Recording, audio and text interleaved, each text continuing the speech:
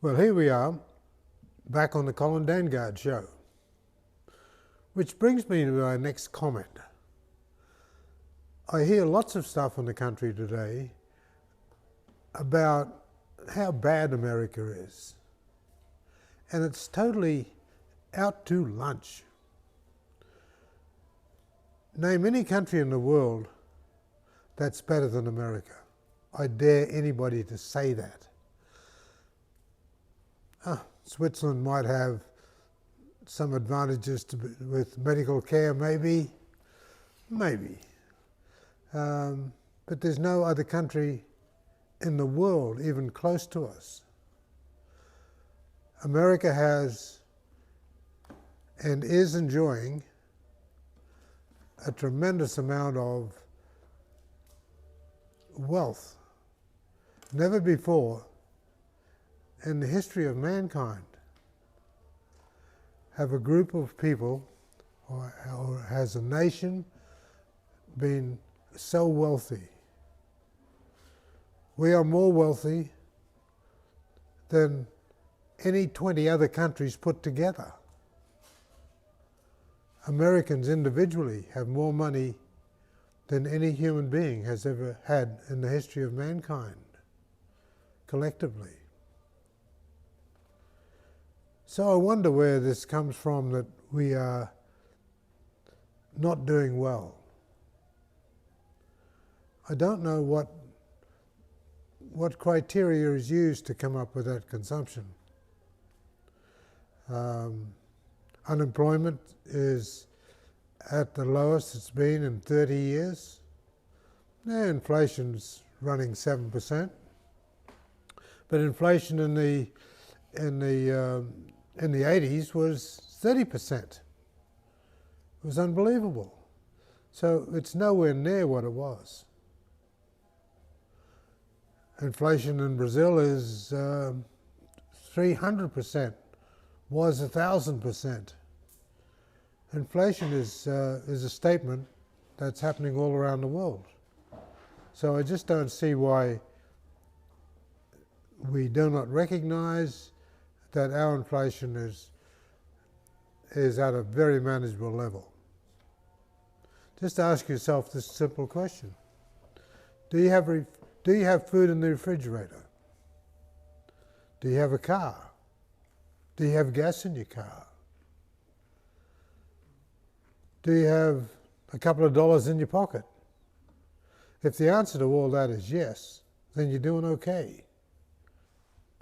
How well you're doing has to do with perception.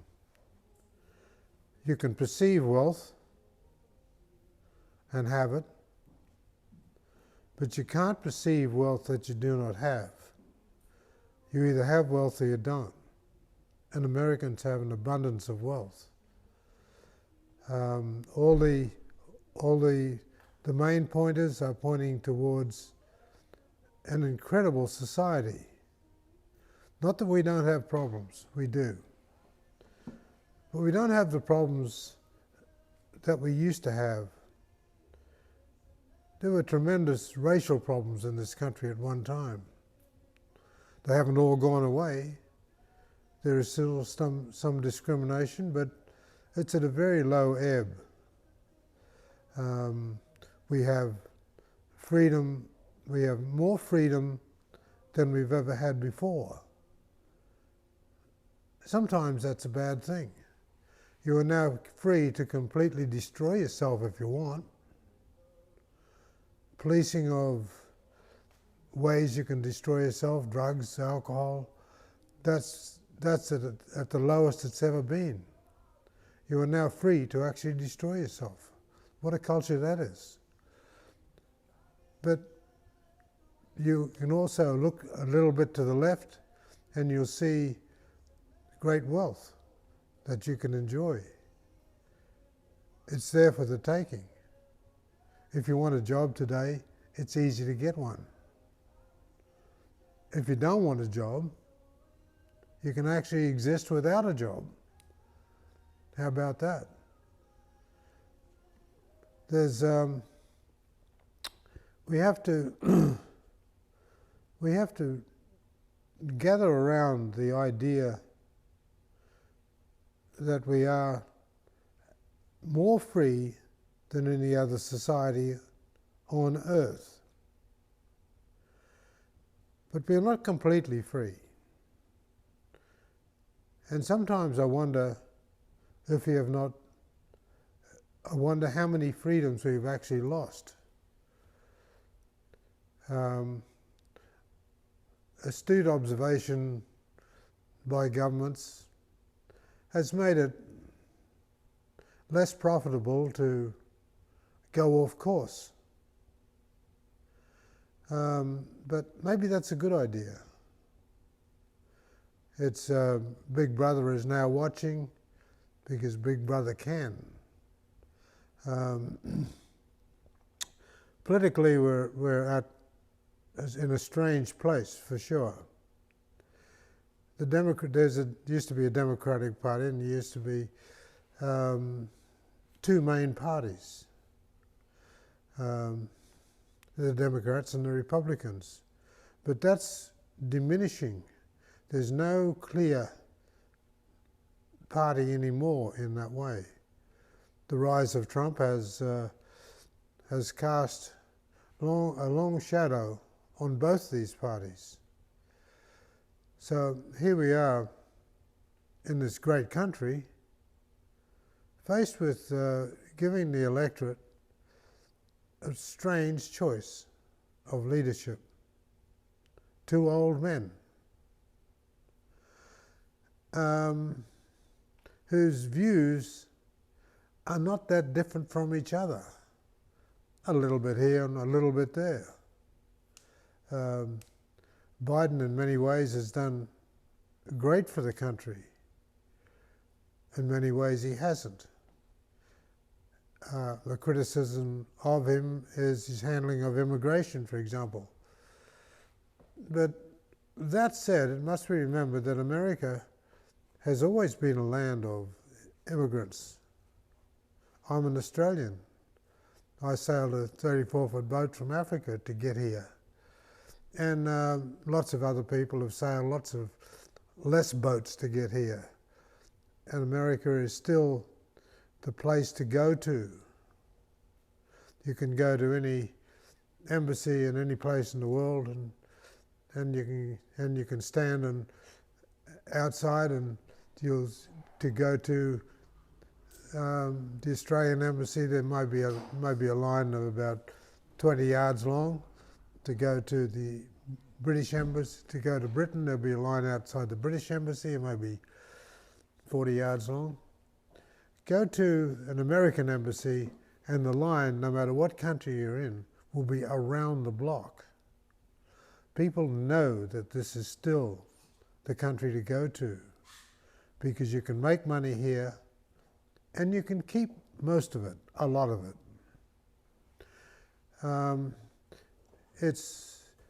It's a challenge to keep money here for sure, because the more money you make, the more you have to spend, and so on and so on. But that's called capitalism, which is, I don't see a viable alternative to capitalism at all. Capitalism simply says you will be rewarded for your work, and in America you are rewarded abundantly, but it also says you should pay your share of your taxes, which help support this country. Because without those taxes, there would be no support for the country, and we'd fall into chaos. America, unfortunately, is losing its grip as a world leader, and I think it has to do a lot with not so much our decline as much as the rise of the rest of the world. China is definitely on the rise. China wants to own America. They're buying up as much as they can of America, which, looked at a certain way, I kind of don't mind, because they can buy a hunk of Malibu Beach. What are they going to do with it? They can't take it back to China, but they can develop it, and we can all get to enjoy the hotel they built or whatever they're going to build. So the idea of investing in America is very viable because it's the only country in the world where you can put your money safely. If this wasn't the case, Chinese wouldn't be desperate to give us money, and nor would people in Europe be desperate to give us money. Everybody wants to give us money because they want their money here, because it's safe here. If America falls, the whole planet would fall. The whole world would fall. So I think that we are on the verge of a new America, something that's going to be quite astounding, and it's going to be led by the young generation, as indeed every other evolution was led by young people. And young people today, they may not want to work like they used to physically, but nor should they have to. They're into computers, they're into AI, they're into other stuff that will do the manual work. But hasn't that always been the progress of humanity? We have always invented ways to do less physical work. 5,000 years ago, we discovered that we didn't have to carry loads on our backs. We could put it on the back of a mule. What a concept. And so we trained horses to carry loads. And we've been doing that ever since then. After that, the automobile came, and that was another way to carry heavy loads. We've always invented ways for us not to carry heavy loads. And that's going to go on and on. Will it divide America? Will it divide civilization? I think it will. The division will be between the people who can handle technology and understand it, and the people who don't. That's the great divide. Older people, like myself, struggle with technology because we didn't have it. In my lifetime, I'm 81, I started with a manual typewriter, Olivetti portable typewriter. You tapped one key at a time and it made one letter. And you put several of the keys down in a rhythm and that made a word. You got faster typing and that made sentences and so on. Then along came a word processor and everybody said, oh my goodness, that's going to change. There'll be nobody be able to type anymore. Well, guess what? You still have to be able to type on a word processor.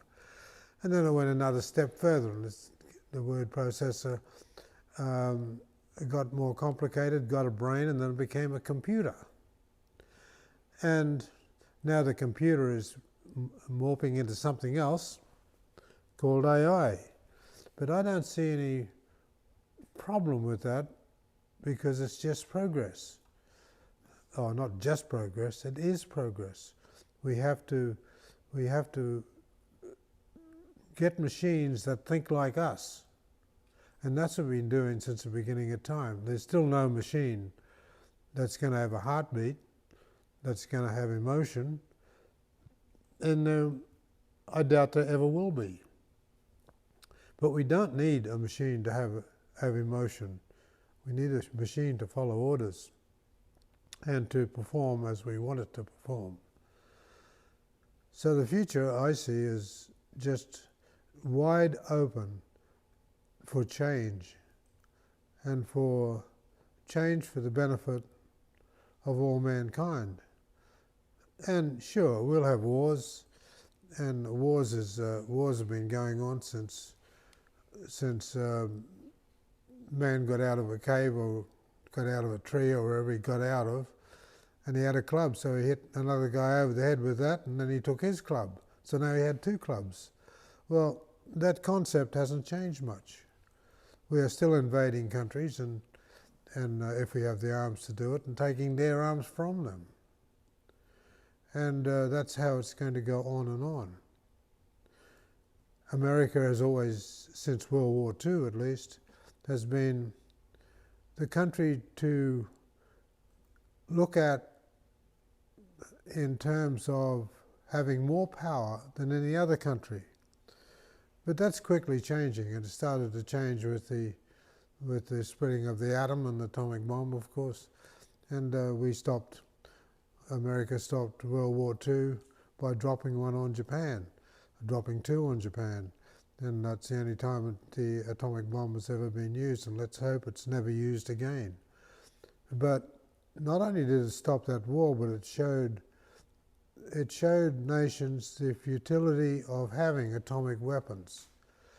You can have them, you just can't use them.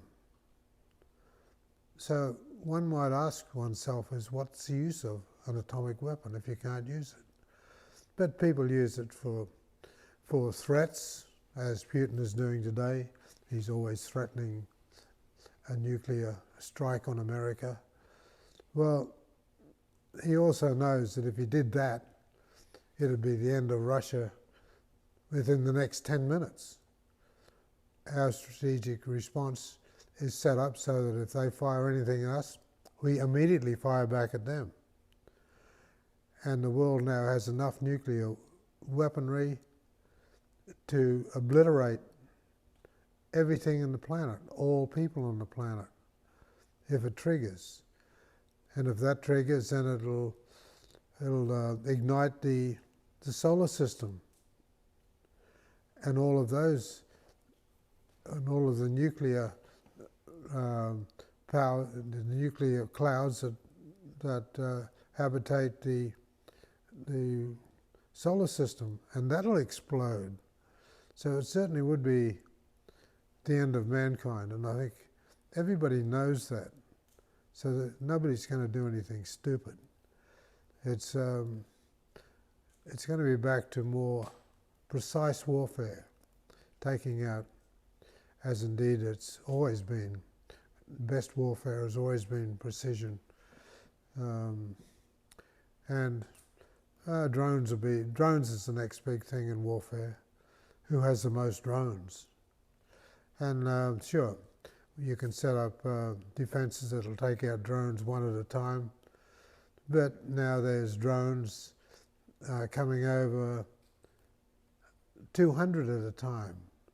It will not be too long before drones will be able to launch by the thousands, by 10,000. How can a country take down all of 10,000 drones heading for you? Of course you can't.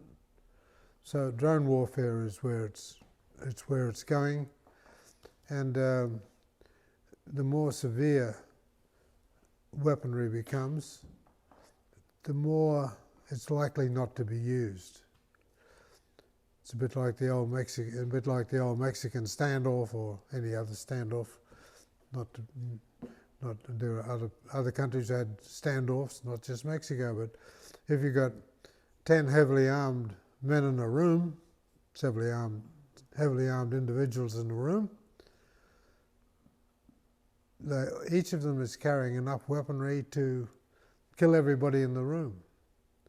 But it'd be very ill-advised for one of them to pull a weapon, because that would start an annihilation and annihilate everybody in the room. Well, that's quickly what it's coming down to in warfare today. But I do see the encroachment of China, for example, as America's biggest threat. They could become so influential that they undermine our system, and we won't have a democracy under their system, because China wants any land they occupy, they want to be Chinese. So they would like to do that, and so would Russia. But Russia's a non-player, and always been a non-player. Putin is, again, blustering, full of threats, but he hasn't done that well in Ukraine. Unfortunately, we've taken arms off the people, or not supplying enough arms to the people who could, in fact, defeat Putin. But we've stopped that, which is not good. So where does the future of America go? We got we got the Democrats, we got Biden, and we got Trump, who's not really a Republican, although he's got the Republican nomination, but he's more centralist. And will he be as bad as what everybody thinks? I'm not sure about that.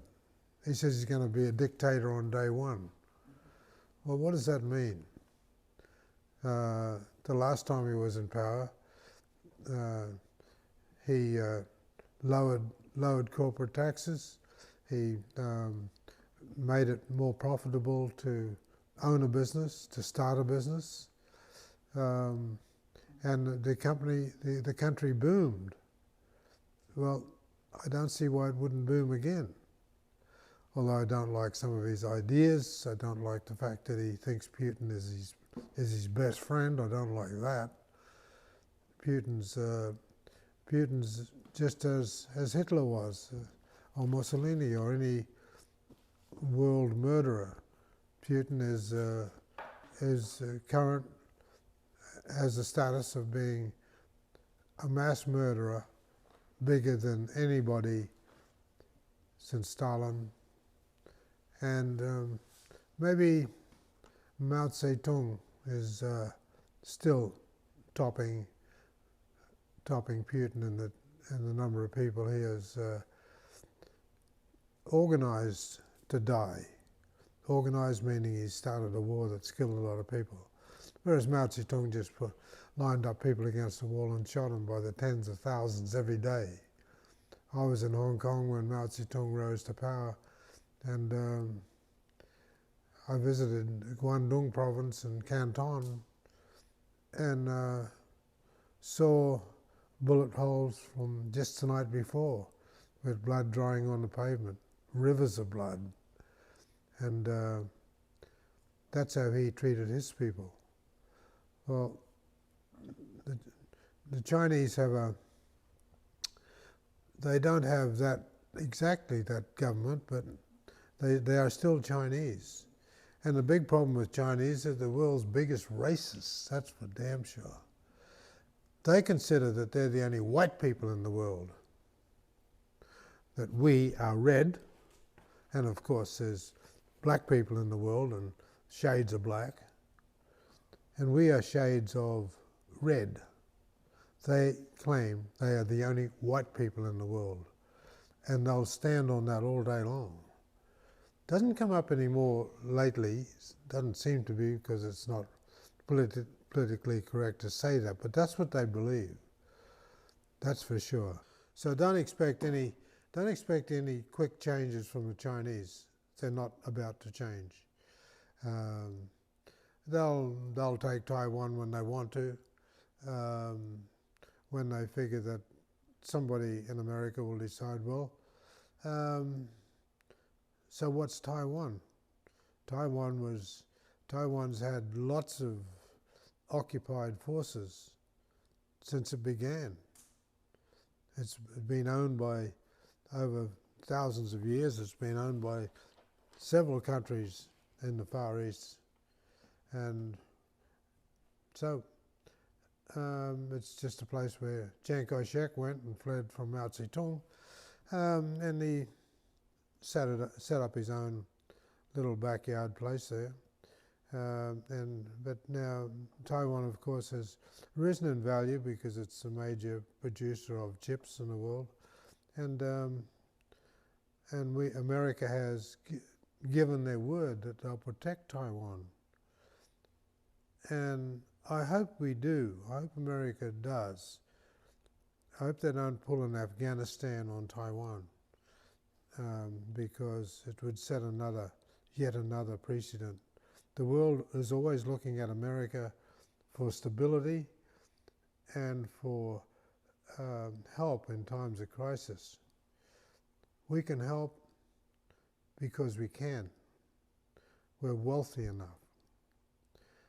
We have resources, and we have lines to resources. Any country with resources wants to sell them to America. Why wouldn't they? We Americans don't go back on their deals. You can make a deal with Putin. Putin's never kept a single deal he's ever made with anybody. And the Chinese haven't either. So America stands pretty much alone in that area. If we agree to something, we do. We keep our word. Except we haven't in some cases, and that bothers me. Afghanistan bothers me that we just left there and left all our stuff there, and that's a tragedy. But we've saved a lot of countries too, and unfortunately there's be a lot more to save. Latin America is in absolute chaos and demise. Mexico is now out of control as well. The cartels are in charge. But once again, it was Americans who made the cartels rich. We bought their drugs. And if we didn't buy them, they wouldn't be where they are today. But that's America. If we want it and it makes us feel good, we're going to get it. We're going to take it. And so that's where that's going. Do we need lots of Latins here coming here? I struggle to see why that's a bad idea. I know lots of small businesses, myself included. We wouldn't have survived without Latinos working. Do you see white Americans out mowing their lawns? No. Do you see them building fire breaks? No. You might see them driving the trucks, but look around and see who's actually doing the work. It's Latinos. And they're struggling to survive. We pay them very little. And of course they want to be here, because why shouldn't they be here? Everybody wants to be here. And America's a huge, vast land. We have unbelievable wealth, and wealth is pouring in here at a rate that we can't, America fiscally can't spend money at the same rate that it's coming into the country. Everybody's pouring their money into here, and for good reason. It's safe here, safer here. You have to wonder about a revolution happening in America. A revolution happened here once before, so one hopes history doesn't repeat itself there. So you have to look at the division between the have and the haves not and the have-nots. If that gets too wide, then there's a problem. And I see signs of that problem happening with home ownership, for example. Mortgages are now approaching 7%, which is not nearly as high as it was in the 80s. However, for some reason now, it's not just your mortgage that's a problem. You might be able to pay the mortgage, but there's all these fees that now are attached to deals. There's a list of fees that goes on for 2 pages if you've taken out a mortgage recently. Fee for this, fee for that, fee for this. It goes on and on and on. These fees didn't exist before, but they do now. So, and state taxes, real estate taxes. In Malibu, where I live, it's 10%. That's outrageous. And if you bought very early, you could refi, and then you back up on the scale, you get some money out of it. But real estate is still the core of wealth in America. Without real estate, there is no individual wealth of any value. So, but home ownership is unfortunately getting further and further out of reach. Not because the economy isn't doing well, but because the act of creating mortgages has become very complicated, and it has now many hands in the pot. And the governments seem to be unable to stop that. Home ownership is without doubt the biggest drive to inflation. Next, of course, is food. But America wastes enough food every year to basically feed the rest of the world. That's the amount of food we waste. It's just incredibly bad. Go to a restaurant, look in the trash cans next morning and see what they throw out. They throw out, in a medium-sized restaurant, they'd throw out enough to feed a family of 30 people. Now extrapolate that across the number of restaurants there are in LA County or in Los Angeles and city by city. You're talking unbelievable amounts of food. We just don't have a waste management program. Unfortunately, Americans are trained to waste. It's to do with the economy, that if something shows a little bit of wear, of course, throw it out, turn it into landfill and buy another, rather than fix it. Fixing things has become a big challenge. To find somebody to fix things has become a big challenge. And the reason there is that challenge is because people have forgotten how to fix things. They haven't forgotten how to buy things. So some changes are necessary, but by and large, I'd rather work with the changes in this country than in any other country. We don't have a Gestapo going around here hauling people off. We don't have an abusive police force. They need to be kept in check, of course, but if it wasn't for the thin blue line, none of us would be able to work here. None of us. We'd go back to being savages again. So there is a big hope. And the young people, they are going to create a new world that's going to be bigger and brighter and greater for all of us, because they're building their own equipment to do that. Isn't it? You know, home ownership. And unfortunately, home ownership is getting out of reach. Yeah, I mean, I'm 31, and that's not anywhere in my near future. No. Your chances of earning enough money to own a home today are rising dramatically against you. And even if you get there, to be able to put down a deposit on a home, that's only one payment. That used to be the only payment of value. Now that's just one payment. There's 20 others. Property taxes going through the roof. Zoning taxes. This ordinance, that ordinance, lots of ordinances. And then there's fees. The broker gets a fee. The bank gets a fee. The seller gets a fee. The buyer gets a fee. You know, all these fees.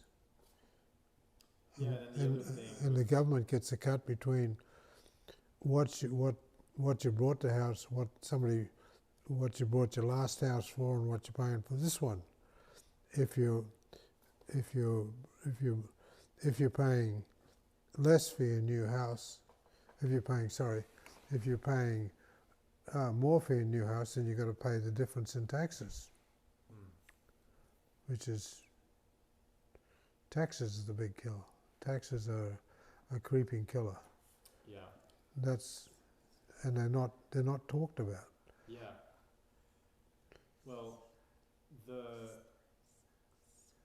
strong middle class is disappearing because we're seeing such a wealth gap between the 1% in this country and the middle class is now becoming the lower class. More and more we see that. Well, People are in poverty and depending on government subsidies to get by. And that's because they took manufacturing and all these like middle class jobs out of America and sent it overseas to China and sent it to India and sent it to all these places. And now there's like this movement of bringing back these jobs, bringing back manufacturing, bringing back American-made goods, so that we have a strong middle class, which is going to balance it out. Because right now, all that money's going to China and all these foreign countries, which doesn't do anything for us except gives us cheaper things. But they're, like you said, like things fall apart and then we just throw them away. It's a linear cycle of manufacturing, whereas it should be a circular cycle where we upcycle, recycle, but put that into the model. But my feeling is that whatever money China gets out of here, we get it back. Because what are they going to do? Invest in their country? No. Well, the thing is they want to invest in this one. We borrow from other countries. We're borrowing from other countries to pay for things. So we're borrowing from all these different countries to pay for things. We're in trillions of dollars of debt. The government is still printing money. So that's why you see the deflation or the devaluation of the dollar. Well, I don't see that the dollar is being devalued that much. The Australian dollar was on a par about 7 years ago with the American dollar. Today it's worth 60 cents. So the American dollar is strong against that. It's strong against the yen. It's strong against the sterling pound. It's not really losing ground in terms of currency. But what has to happen, the savior of America will be to start producing here, not other places. And the government's starting to see that. They're building a huge chip factory in Arizona. So they're doing some superstructure. And the highways need to be rebuilt, and that's good. But I don't see the debt of America as being the big problem. We produce so much in terms of wealth that the loss of anything like that is dwarfed by the money coming in. Can you help me to understand that? Because I want to try to explain where I don't understand. Okay. Right? So the debt, like companies can go ahead and, because capitalism, right? The capitalistic model is that if you start a company, you can make as much money as you want. And the individual can do that. Yep. Companies can do that, but the government is where we're in debt. But all these companies and people produce all this capital and income, right? But then the manufacturing is overseas a lot of the times. So we're sending money over there, and the only way that those people know how to invest with the dollars that we send them is back into our real estate and our things. We get it back again. Here. All money comes back here. It doesn't make any difference. That's why the national debt, you can look at it and say, wow, that's a lot of money we have in national debt. Well, it is, but it's of little consequence when the object of people around the world is to give us money. They want to send us money, their money, because they know if it's in America, it's safe. Bangladesh, you wouldn't have your money there. Congo, you wouldn't have your money there. Brazil, you wouldn't have money there. Anywhere, even in Switzerland now, they slap on in Swiss bank accounts. They're not as immune to sanctions and slap-ons as they used to be. Yeah. So there's really no safe for money. That's a good point. I mean, when I go to my bank, when I get paid, I don't worry about my money not being safe. No, that's the last thing you'd worry about. Right. it's going to be safe even when there's, when some banks go out of business. Well, they go out of business, but they're covered by the feds anyhow. And so there's, it's still the safest place in the world to have money. And despite what they say, money's not going to go out of fashion. It isn't. The idea of carrying around gold in sacks, I don't think it's going to work. We're not going to walk around with things we can. What about digital gold? You know how money is like digital now? Yeah. You can just pay with a card. That's not paper, you know what I mean? Like, it's in your bank account technically, but no, it's in your bank account. It's not technical. It is in your bank account. Yeah. But that's connected to your bank account, and that's just another way of accessing your money. Yeah. It's not generating new currency. It's the money is there, and you can translate that into cash anytime you want. But the idea of, we should have a gold standard, because the money is pegged against the value of gold. But it's really a false standard, because the wealth of a country has nothing to do with how much gold it has. Fort Knox there's a lot of gold there, or there's no gold there, depending on who you want to believe. They've got tours there where you can see stacks of gold bars, but so what? Does that mean there's a stack of gold bars to cover the national debt? You'd have to have a stack of gold bars that reached up to a 10-story building. That's how much gold you'd need to have. Yeah, gold is a limited resource. Yeah, it's a limited resource.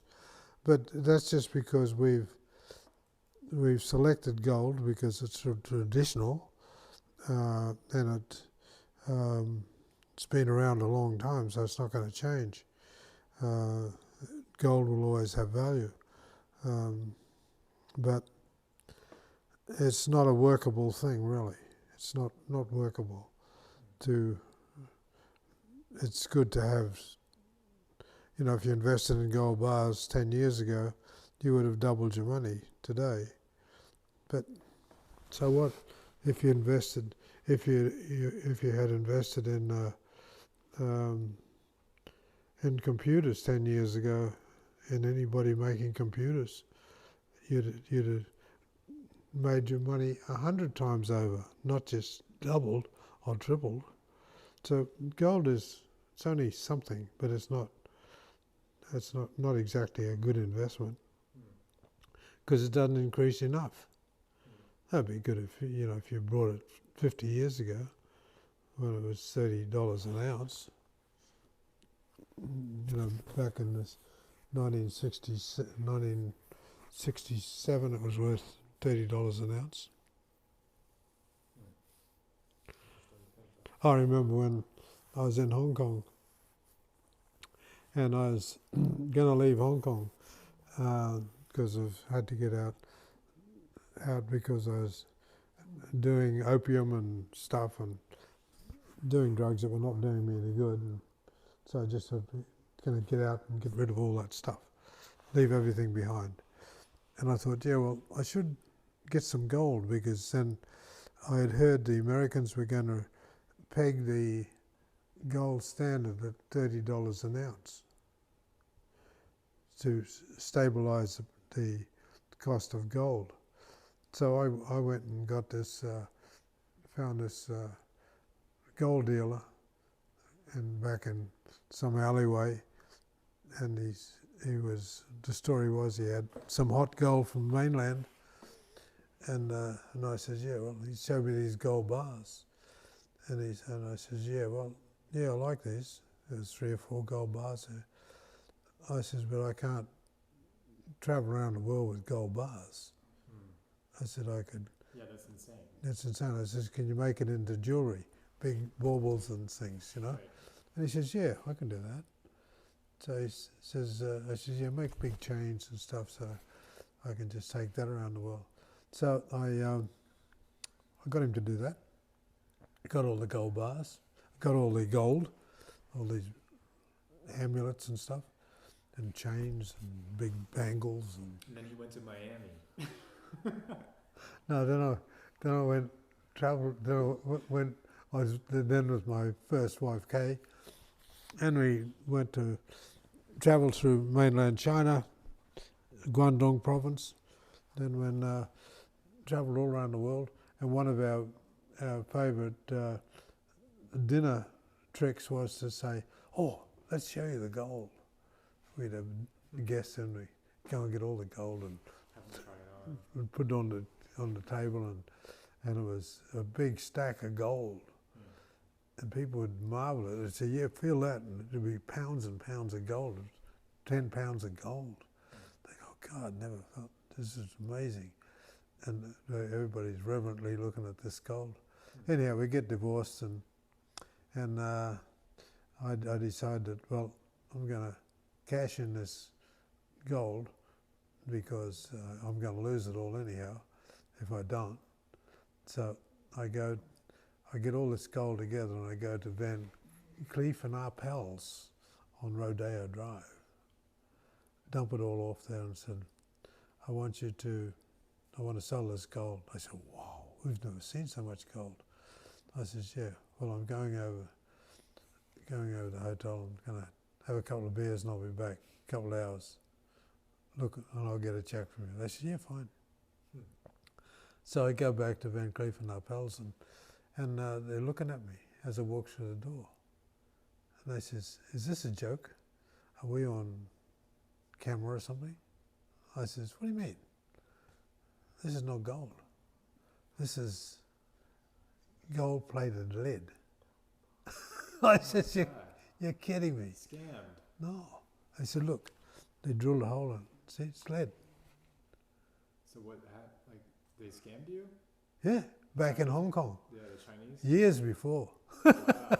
And I'd been carrying around thinking it was gold, and it wasn't. Oh, man. So when I was getting divorced, the gold became a big issue, and until I presented evidence that it was not gold, that it was gold-plated lead, practically, worthless really. That's a bummer. That was my story of gold, but it was worth a lot of money. But it was minuscule. The loss was minuscule compared with what the divorce cost me. Well, there you go. That's my gold story. That's interesting. I mean, there you are, like, carrying around all this gold and you're thinking this is worth so much money. I've got so much money, it's heavy, you're showing people, you're pulling it out on the table, having them touch it, having them look at it, gawk at it, and then you show up at Van Cleef and whatever, and they're like, "Yo, this isn't real." Like, are we on punked right now? Yeah. Are we on punked right now? Yeah. Yeah. There were lots of TVs. Kind of angry at that. Yeah. I found out my stuff was. Well, I wasn't. My anger was considerably diluted by the fact that I would have had to, if it was gold, I would have had to split it with the wife. Oh, that's true. I could show evidence it was worthless. So, hey, I don't have to split it now. Yeah, I felt good about that. Yeah. All right, Kay, I don't have anything for you, babe. This is it. The goal was like, "Yeah, I'm pulling one on me, you're pulling one on me." Yeah, but you had to show her, like, evidence, I guess? Oh, yeah. Yeah. Okay. Yeah, I guess I would want to see some evidence too, like, man, you're trying to get one on me. Well, thank you for your time, Colin. I'm Colin Dangard, and thank you for joining me.